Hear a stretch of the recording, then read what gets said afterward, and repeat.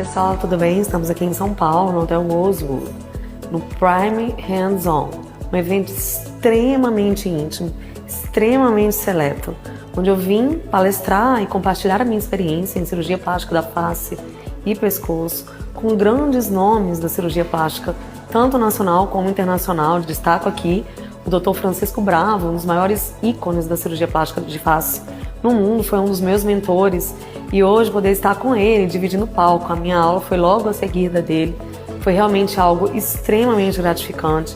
Eu fico muito feliz em estar trilhando essa trajetória e também estar inspirando outros colegas cirurgiões a caminharem nessa cirurgia tão nobre, que é a cirurgia plástica da face.